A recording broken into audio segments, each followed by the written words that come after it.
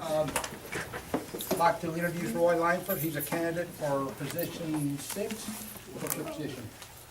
6 or 7. Well, for the school board, the upcoming election. So welcome to our meeting, Roy. And everyone else that's here, welcome. Can you bring a piece of paper up? The open forum. Nobody on it? Well, good. We'll get rid of it before somebody puts their name down. All right, nobody wishes to speak in the patron part of our meeting. Okay, we'll jump right into the new business. Consider update 96. I think everybody's had an opportunity to look at it. Is that the one that That's came? in the blue folder. The blue folder. I highlighted about 4 or 5 different ones for you to look at. Some of them have to do with board duties. There's also some on compensation and benefits, leaves and absences. That's something that we have to watch in our office about paying somebody who's left and that sort of thing. It's a way we can. Are we getting salary now? No, that's not board compensation. That's compensation for somebody who takes leave or can't finish the school year. Yes. All of this is local policy? No, the board legal status is legal policy. That first one there that I highlighted, it's got just a brief outline of what it is.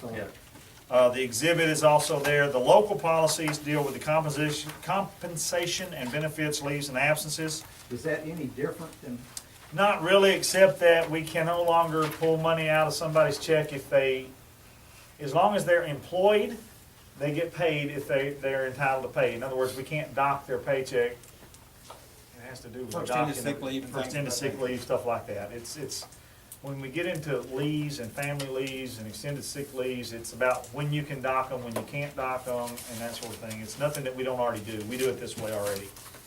We haven't Okay. been, but the local deal is the only thing we have an option on? that's right, that's what we can adjust. Okay, so you're on board with all that? I'm on board with all that. I'm on board with the instructional materials. You needed to look at that. That's gonna be something that the principals have already had it passed on to them for their committees to start looking at the instructional materials, making sure we can certify to the state that we're teaching all the TEKs based on that. And from now on, that'll have to be, we'll have to come in with these specific things to have y'all approve. That'll be a new one, so it'll have to be approved directly by y'all. And then When will that start? well, they're just now getting the rules out about it. This started last year with instructional materials allotment versus the textbook allotment, which used to be, we did a certification of choosing the conforming or non-conforming list, basically. Now there's a commissioner's list, but there's only required to teach 50% of the TEKs on that commissioner's list. They don't have to hit all the different TEKs. We have to certify that using whatever instructional materials we have, we're meeting all the TEKs and we're teaching all the TEKs to the students. In regard to the board, what will we be doing? Approving what? Approving our recommendations and our certification that the TEKs are all being taught. That's just that the TEKs are being taught. We don't have any discretion as to, What materials are bought? Yes, you have to approve the materials. In other words, if we're doing a supplemental science material that goes in with the computer or doesn't, you know, if we got some supplemental science material, that'll have to be approved through the board. Each individual thing will have to be approved. So we've already got a committee working on that. This is the first time they've gotten the directions on how we have to do that out. So they've given us until the start of next school year, I think, to get that together and to go with it. So, because there's about $48,000 to $60,000 there of state allotted money that we have to say, okay, we're gonna use this money to buy 25 textbooks for whatever classroom it is. We get the price, we send it into them, they approve it's okay, then they send us the money, and we pay for it out of the money they send us. We don't get the money until we spend the money. It's a reimbursement basically versus a money in our coffers. So it has to all be approved. Some of the Chromebooks can be paid for out of that. Some of the other stuff can be paid for out of that. You can even use it for technology salaries for technology personnel if you want to. Mr. Clark. Butch, I'd like to make a motion that we approve the update 96 as presented in the board book. Okay, motion been made, but I want to make a one item of discussion Go right first. ahead. On page 16, and this is something that maybe I'm just not familiar with, line item 18, limit redundant requests for information and the number of length of the written reports that a classroom teacher is required to prepare. The board shall review paperwork requirements imposed on classroom teachers and transfer to existing non-instructional staff a reporting task that can be reasonably be accomplished by the staff. Has the board been doing that? No, because there's not a whole lot of redundant requests for information on our campus. I mean, we don't do a whole lot of that kind of thing. We're not making them write Well, no, I'm bunch just of curious written about reports. what the board shall review paperwork requirements. The only paper, I mean, no, it hadn't been brought, but basically, I haven't brought that to y'all. I mean, that's, What's just something we might want to, I've never worked where a board actually looked at all that unless there was a I'm- complaint about it. that's the 'cause board's duties, I'm just. I understand that. We're gonna approve it, so. Basically, the, lesson plans and grade books are the written reports that they have to do, right? Principals? Well, we can get together on it. That's basically all the paperwork that we're asking teachers to do, per se. Unless they're writing a grant, then they get paid for it if they get it, so. And that's their You choice. can't do anything with it anyway, Butch. Well, That's the unbelievable. board, I'm just, we read more fixing to approve, that's something the new board might wanna look at in the future. Anyway, motion been made, and, who seconded the motion? Nobody? Mike seconded the motion that we approve update, 96 as presented in the board packet. All in favor? Unanimous. All right.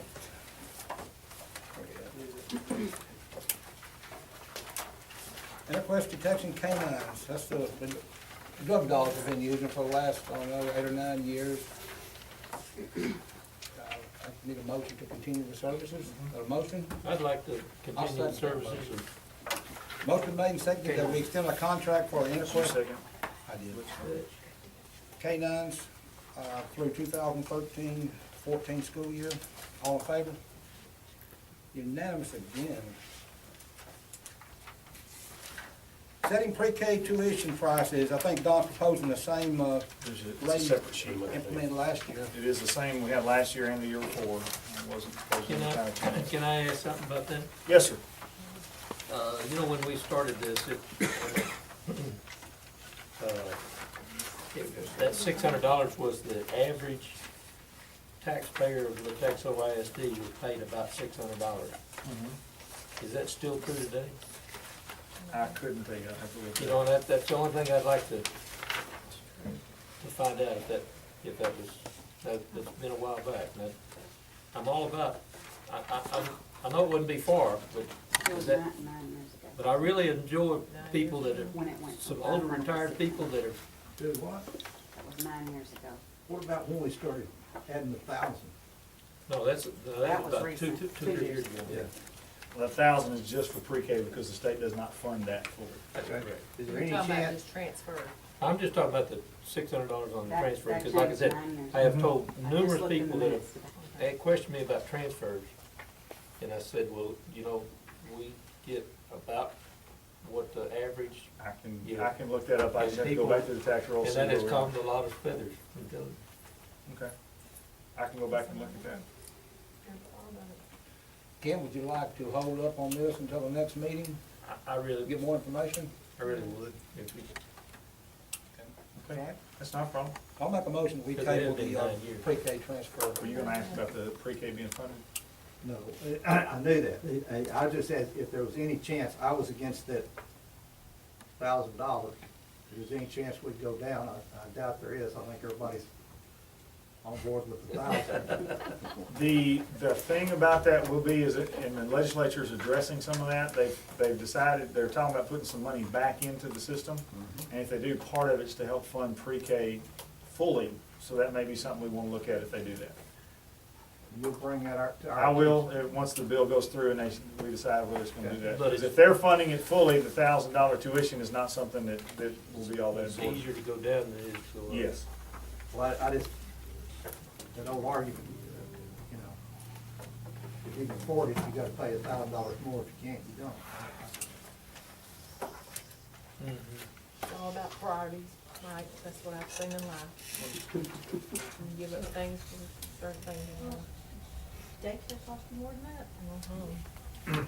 I just don't think that's fair. Some don't pay it. Well, I agree, pre-K, if it's not state funded, everybody should. But I do agree, $1,000 is not enough. Yeah, I'm not trying to beat a dead horse. I just, if there was four of you jumped up and said, no, I changed my mind, we'd revisit that. Okay, motion been made that we table it until the next board meeting. Second? You're right.